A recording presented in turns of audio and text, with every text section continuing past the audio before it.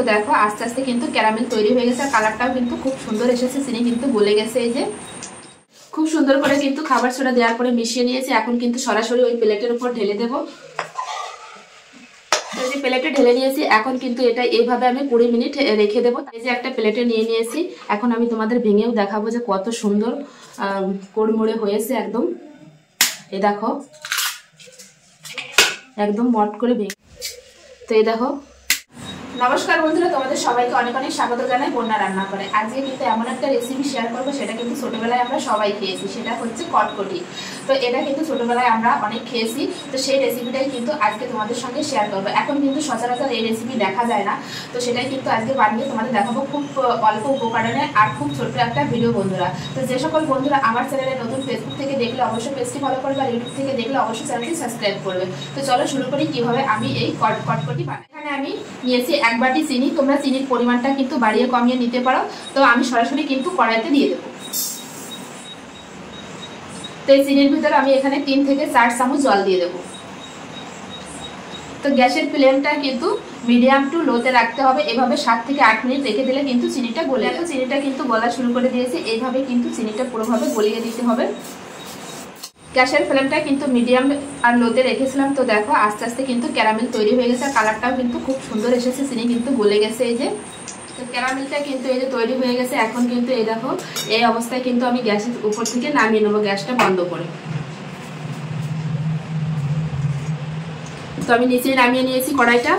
এরকম একটা স্টিলের প্লেট নিয়েছি, তার উপরে কিন্তু এই যে 2টো কাগজ নিয়েছি। কাগজে কিন্তু আমি এরকম ভাবে তেল ভরিয়ে নিয়েছি। এই যে তোমরা চাইলে ভয়েল পেপারও নিতে পারো। তো আমার কাছে নেই, তো এই জন্য আমি এমনি নর্মাল যে কাগজগুলো হয় সেই কাগজগুলো নিয়েছি। তেল মাখিয়ে নিতে হবে অবশ্যই। তো এখানে কিন্তু আমি নামিয়েছি। 30 থেকে 40 সেকেন্ড হয়ে গেছে। এখন আমি এর ভিতর দিয়ে দেবো হচ্ছে খাবার সোডা। তো এই যে সামান্য পরিমাণ কিন্তু খাবার সোডা দিয়ে দেবো, দিয়ে কিন্তু মেশাতে থাকবো।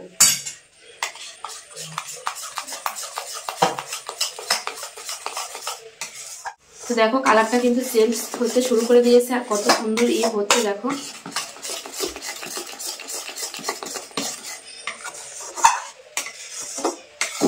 খুব ভালোভাবে কিন্তু মিশিয়ে নিতে হবে খাবার সোডা দেওয়ার পরে। অনবরত কিন্তু নাড়তে থাকতে হবে, না হলে কিন্তু খাবার সোডা এক জায়গায় জমাট বেঁধে যাবে, তখন ভালো হবে না। খুব সুন্দর করে কিন্তু খাবার সোডা দেওয়ার পরে মিশিয়ে নিয়েছি। এখন কিন্তু সরাসরি ওই প্লেটের উপর ঢেলে দেবো।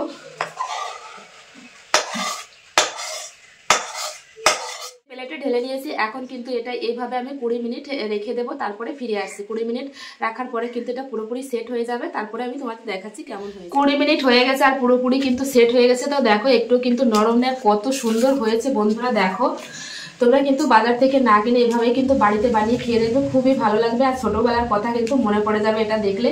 তো এখন আমি এই কাগজের উপর থেকে কিন্তু তুলে নেব। এই যে এই দেখো সরাসরি কিন্তু উঠে আসছে। এখন আমি কাগজটা ছাড়িয়ে নেব। দেখো কত সুন্দর হয়েছে। কাগজটা কিন্তু আমি তুলে নিয়েছি, আর দেখে কেউ বুঝতেই পারবে না যে এটা বাড়িতে বানানো হয়েছে। একটা প্লেটে নিয়ে নিয়েছি। এখন আমি তোমাদের ভেঙেও দেখাবো যে কত সুন্দর কোড়মুড়ে হয়েছে একদম। এই দেখো একদম মট করে ভেঙে যাচ্ছে।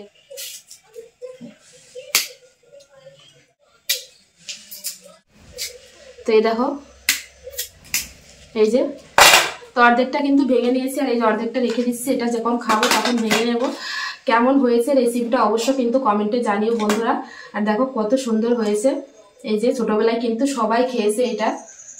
তো সেটা কিন্তু এখন সচরাচর দেখা যায় না। তো তোমরা কিন্তু মাত্র 2টি উপকরণে তোমরা কিন্তু ঘরেই বানিয়ে ফেলতে পারবে একদম সহজভাবে এই যে কটকটি।